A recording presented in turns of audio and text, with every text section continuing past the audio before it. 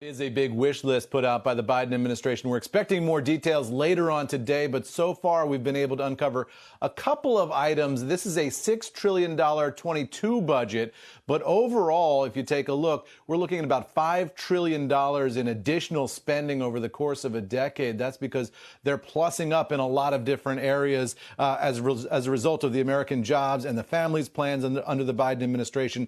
There's $3.6 trillion in additional revenue in here over the course of a decade. That's largely higher tax rates on the rich and on corporations. It assumes there's an increase in capital gains to 39.6%. That's retroactive, occurring back in April. The net deficit impact of all this is $1.4 trillion over the course of a decade. But the deficit is going to start to shrink in 2030. That's because the Biden administration assumes that spending increases are temporary, but the tax hikes here will be permanent. Inflation maxes out at 2.3%.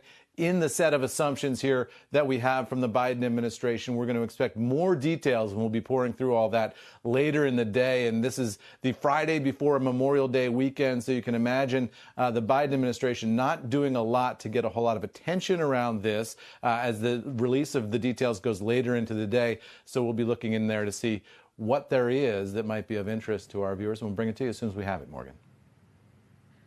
Yeah, Eamon. I mean, it's going to be a busy day for reporters in D.C. and a busy holiday weekend, too, to your point. I mean, Senator Minority Leader McConnell just yesterday on our show, so less than 24 hours ago, already signaled, because, of course, this is a wish list. It still has to make its way through Congress over the coming months, already signaled GOP opposition to a lot of the spending in this bill. So how likely is it to see some of these proposals become realities?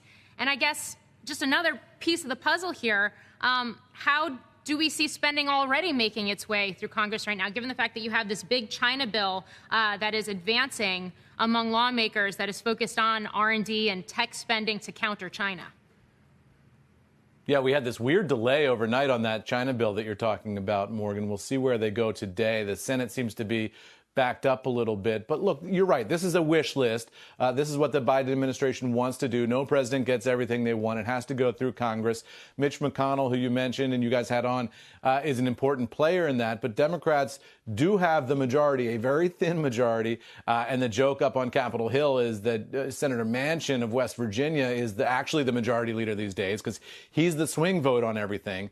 And so he's the guy all of this is going to have to go through. So if you want to get a sense of how this is going to look, maybe ask him what he'll tolerate, and you'll have a sense of where the Biden administration is going to be able to have some success or not as the course of the year goes on. But this gives you a sense of what the Biden administration values. And what they're messaging here is they're comfortable with these high deficits. They're not really worried about inflation. They think that all of this spending is necessary to rebuild the middle class and to generate an economic boom going forward a decade or so. Republicans have said, they're skeptical of some of that deficit spending, although they weren't necessarily skeptical of deficit spending under Donald Trump. Now, though, they are going to fight some of this, and that's going to be a political battle, and we'll see how it plays out.